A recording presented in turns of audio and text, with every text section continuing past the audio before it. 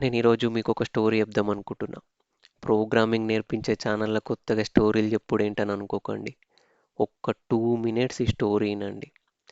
రావణుడు సీతను ఎత్తుకెళ్ళి లంకలో బంధించిన తర్వాత సీత జాడ రాముడికి తెలుస్తుంది. ఇట్లా రావణుడు ఎత్తుకెళ్ళిండు లంకలో బంధించిండని. అప్పుడు రాముడు డిసైడ్ అవుతాడు రావణుడితోని యుద్ధం చేసి సీతను తిరిగి తీసుకురావాలని. రావణుడితోని యుద్ధం చేయాలంటే రాముడు ఫస్ట్ సముద్రం దాటాల. రాముడు సముద్రుడి దగ్గరికెళ్ళి సముద్రుడిని ఆజ్ఞాపిస్తాడు. నువ్వు ఇట్లా రెండుగా చీలిపోయి దారిస్తే నేను రావణుడితోని యుద్ధం చేసి సీతను తిరిగి తీసుకొస్తా అని. సముద్రుడేమో రెండుగా చీలిపోవడానికి ఒప్పుకోడు. బట్ సముద్రుడు రాముడికి ఒక వరం ఇస్తాడు ఏంటంటే, నువ్వు నా లోపల తీసుకొచ్చి ఏం వేసినా దాన్ని పైనకు తేలేలాగా చేయగలనని వరం ఇస్తాడు. మీరు ఇక్కడ గమనిస్తే రాముడు చిన్నప్పటి నుంచి కూడా చాలా తెలివైనోడు, జ్ఞానవంతుడు, బలవంతుడు. మోర్ ఓవర్ ఆయన దేవుడు. ఆయన అనుకుంటే ఒక్కడే వెళ్ళి రావణుడితోని యుద్ధం చేయగలడు. యుద్ధం చేసి సీతను తీసుకురాగలడు.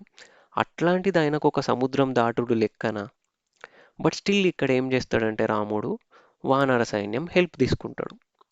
వానర సైన్యం ఏం చేస్తుంది అంటే పెద్ద పెద్ద బండల మీద జై శ్రీరామ్ అని రాసి సముద్రం లోపలికి వేస్తారు.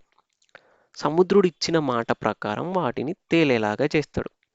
ఇట్లా రామసేతు నిర్మించే క్రమంలో ఒక చిన్న ఉడత పిల్ల రాముడి మీద భక్తితోటి ఏం చేస్తుందంటే సముద్రంలోకెళ్ళి మునిగి తడిసిన శరీరంతో బయటకొచ్చి సముద్రం బయట ఇసుకుంటుంది కదా, ఆ ఉడత ఆ ఇసుకలో పొరలాడి తన శరీరానికి ఇసుకను అంటించుకుంటుంది. అంటించుకొని పొయ్యి రాళ్ళకి రాళ్ళకి మధ్యలో తన శరీరానికి ఉన్న ఇసుక దాంట్లో వేస్తుంది. రాళ్ళకి రాళ్ళకి మధ్యలో ఉన్న గ్యాప్లో ఆ ఇసుకని వేస్తుంది. అట్లా ఆ గ్యాప్ని ఫిల్ చేస్తూ ఉంటుంది, రాళ్ళకి రాళ్ళకి మధ్యలో గ్యాప్. ఇదంతటినీ కూడా రాముడు గమనిస్తూ ఉంటాడు. దాన్ని ప్రేమతోని దగ్గర తీసుకొని ఉడతని దాని శరీరం మీద రాముడు 3 వేళ్ళతో ఇట్లా దువ్వుతాడు. దువ్వి ఆ ఉడత జాతికి ఒక వరం ఇస్తాడు. ఇప్పటి నుంచి నేను గీసిన ఈ 3 చారలు మీ మీద కనిపిస్తూ ఉంటాయి అని ఉడత జాతికి వరం ఇస్తాడు, ఆ ఉడత చేసిన సహాయానికి. ఉడత అంతటితో పరవశించిపోయి రాముడికి దండం పెట్టి, రాముడా, నా జన్మకి పర్పస్ ఏందో ఈరోజు అర్థమైపోయింది. ఈ రోజుతో నా జన్మ ధన్యమైపోయింది అని చెప్పి రాముడికి దండం పెడుతుంది. ఇంతటితో మన స్టోరీ కూడా అయిపోయింది. ఈ స్టోరీ మీకు ఎందుకు చెప్పినా అంటే మీరు కూడా ఇంటర్ వారకి రాముడిలాగే ఎంతో తెలివైన వాళ్ళు కావచ్చు, జ్ఞానవంతులు కావచ్చు.